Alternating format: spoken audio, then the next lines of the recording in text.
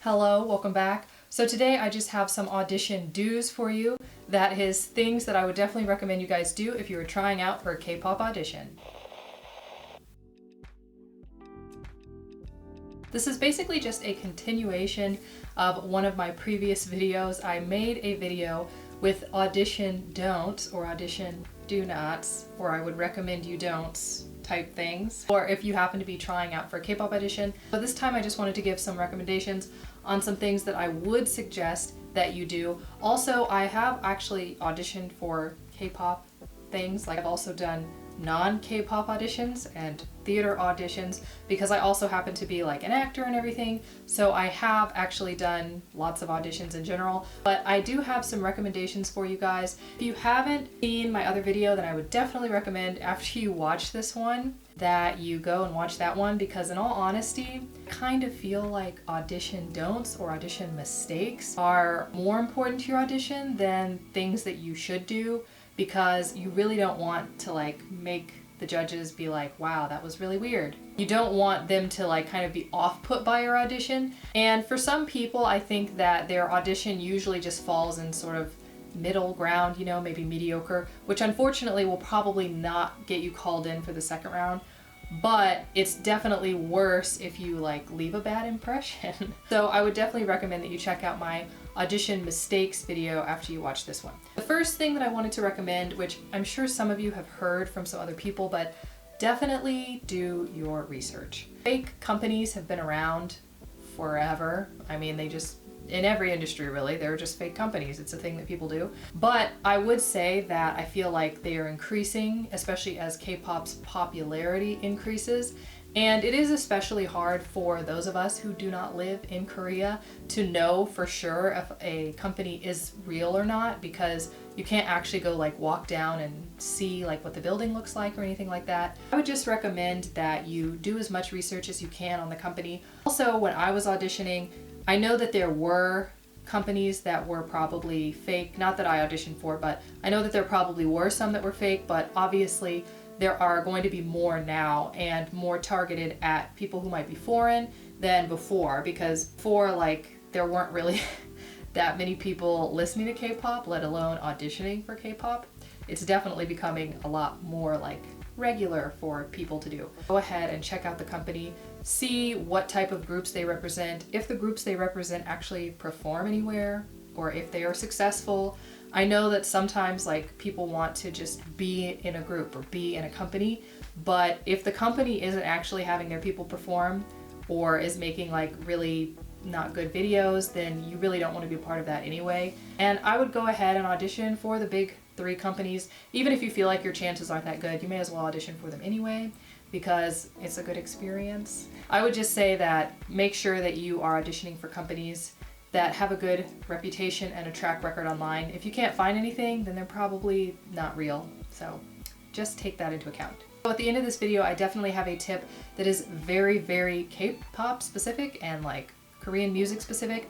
But first, I'm also going to give some audition tips that are definitely for a K-pop audition, but could also be used in any audition. I would recommend that you go and audition for many things, not just Korean pop. So if you happen to be foreign, or even if you happen to be Korean, the more auditions that you can do for not just companies, but even like movies or some sort of performance, the better. That way you'll sort of get your audition practice in, and you'll definitely be more prepared next time you go in for an audition. So the first thing that I would recommend is when you walk in to the audition, there are probably going to be a bunch of judges there. Look at either the judges or the camera. If there's no camera, which there probably will be, then you should look at the judges. If there is a camera, then I would definitely recommend that you do look at the camera, because basically a lot of times the people who are in the room aren't really looking like for people, and they're really just going to pass on the video to other people who might watch it. They're kind of looking to see if anyone really stands out in a good way or in a bad way during the live audition. That way, if the like group gets together and says, hey, should we call this person in, someone was actually there to see you in person and be like, no, you shouldn't call them in, or definitely you should call them in, they were awesome. Just make sure that you are performing to the camera, and remember to look into the lens and not like somewhere else, or at the person who might be operating the camera. You really don't want to look at the person who might be operating the camera.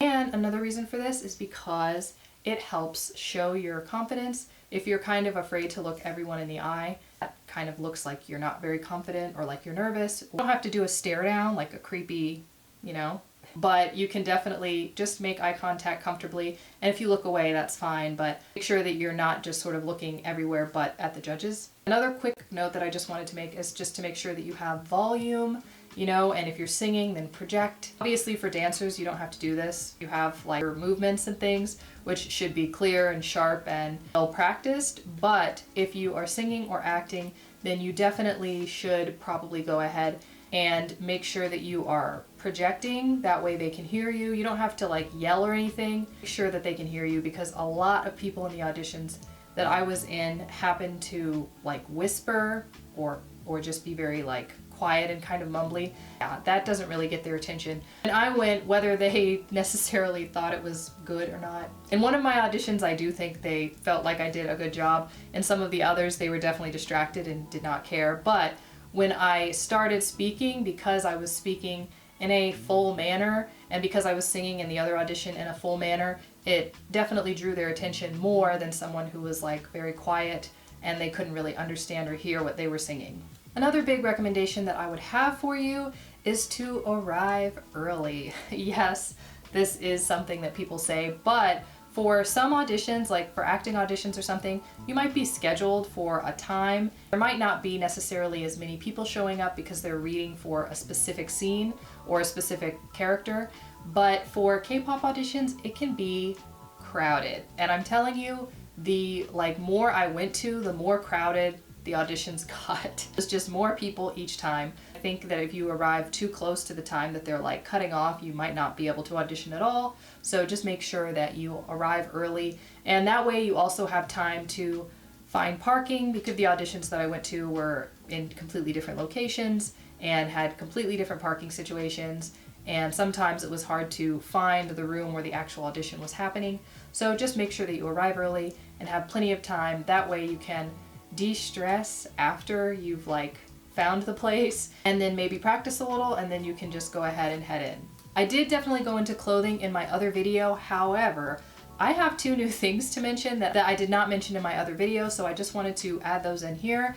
And my first recommendation is also sort of a do not, but I would suggest that you do not wear any type of like revealing clothing or anything like that. I know depending on where you're from, revealing can be kind of relative, but you're probably going to want to dress in a more plain fashion, which I sort of explained in my other video. And the reason for this is that if you think you're going out for a company that usually represents more like attractive groups or groups that wear like more revealing clothing, and they happen to be looking for people for a more cutesy group at the time, you never really know what these companies are looking for, and sometimes they can kind of look to change up their vibe or start a new group that maybe doesn't fit with how the rest of the company is. So it's another reason that I would just recommend that you go ahead with something more plain, and that way they can kind of picture you in a few different ways. Also, on the clothing bit, another thing that I would recommend is to try and avoid logos. And when I say logos, there are kind of two different types of logos that I'm talking about. Logos for brands, like maybe if you're looking for Adidas or Under Armour, I don't know, then maybe not having a huge sort of logo is for the best. This is because I also noticed that a lot of times when they do pick trainees, and also when they get ready to debut a new group, they will often release the footage of the person's auditions. Now, usually they have been to quite a few auditions because there are a few rounds, but it will be easier for them to pick a video if you don't have a giant logo on in your audition stage. I think that they don't really like to put out like videos as if they're sponsored, because they're not, and they didn't get approval from the company, and it could just cause some like odd things in terms of like promotion. So you probably don't want to have a giant logo. Now, if there's just a little like thing written on the side that says Under Armour, then you know, that's fine, and there's not much that you can do about that. But I would just avoid giant logos. Also avoid logos for like K-pop groups in general, or like K-pop paraphernalia is how I would put it. Paraphernalia, like it's illegal. I would recommend avoiding things that have K-pop groups on them, just because even if the group does belong to that company, it doesn't necessarily mean that they want to see that you have like a bias or trying to meet them, you know? Like, you can sing their song or something if you are interested in sort of showing a little bit more of your support, but I would definitely try to avoid wearing like a bunch of K-pop clothing. Also, they might not think that you're taking it as seriously as someone who really just wants to be a singer. They might think that you sort of want to be like a part of that band or something. So I would avoid wearing things that have logos really of any kind, especially if they draw a whole lot of attention. Now, if you happen to be going for an online audition or even for an in-person audition, something that I would be prepared for, especially if you happen to be in your second round or third round of K-pop auditions, I would recommend that you are prepared to freestyle.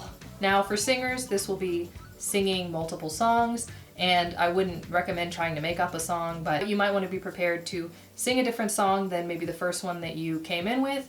And for dancers, then that would definitely just be multiple dances or being able to kind of freestyle to any K-pop song that they play. I've often seen auditions where they don't let you bring in your own music, and they just kind of click play and a random K-pop dance comes on and you have to figure out how to dance to it or kind of make something up. So I would definitely recommend that you prepare yourself to freestyle or come up with a new song. People who are singing, definitely in the second and third rounds, if they call you back, they're probably going to ask you to sing multiple songs so they can really tell like what your singing ability is and what your range is and sort of how your performance is. So I would definitely recommend having quite a few songs, maybe 5 or 6 even, many prepared as you can before they actually call you back. And another thing that I would recommend is to not necessarily have songs all in your own language or songs all in Korean. You might want to do a couple that are in your own language and then a couple in Korean, just so you can show a little bit of variety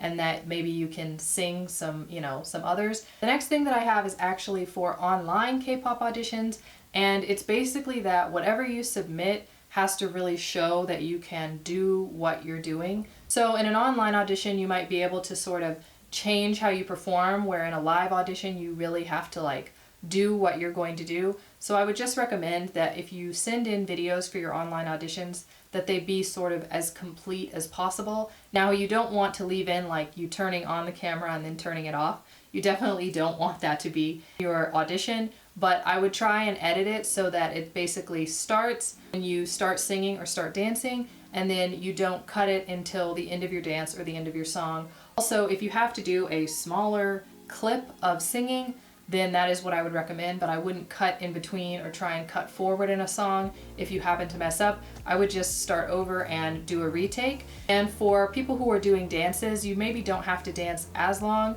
You can maybe just show the best part of your dance because they're probably not going to watch the whole thing anyway, but I would definitely be prepared to maybe dance longer in a second callback. Basically, you don't really want to edit because it might show that you can't do like a live performance, and in a live audition you don't really get to come in and change it or stop it, so I would recommend that you try and do the same with your online auditions. Now, as a side note, obviously any clips that you do that are from like a different dance or a different song can also be separated, and you can edit out any of the space in between those.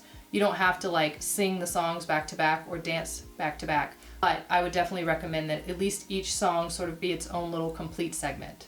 So my K-pop audition specific advice is basically just to show that you are willing to learn Korean in some fashion, because you're auditioning for Korean music, Korean pop music, and you are going to have to sing in Korean and be able to speak Korean and sort of navigate Korea. So I would definitely recommend that if you are interested in this at all, that you start learning Korean.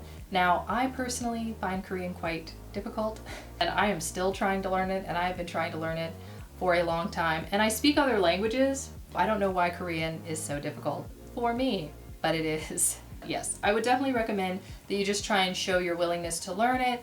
And if you are learning it and they ask for something on your audition sheet and they say, what languages do you speak? You can maybe say your native language and then say Korean and put parentheses beside it like basic Korean or learning Korean. So another part of this is something that you can only do if they ask you for an introduction, but I do think that it's something that is kind of useful, especially if you don't look Korean. It might be a little problematic if you do look Korean, but you can introduce yourself in Korean, 안녕하세요, Virginia입니다, or something like that, and then you can switch back to your regular language. Basically, it's just hello, my name is, in Korean, and then you switch back to whatever your native language is, and that will sort of show, you know, that you're willing. Now, obviously, if you can't make it sound like good at all, maybe don't say it and just speak in your native language. But for most people, I feel like if you're interested in K-pop, you've probably been watching dramas a while as well, and you can probably manage a couple of phrases in Korean.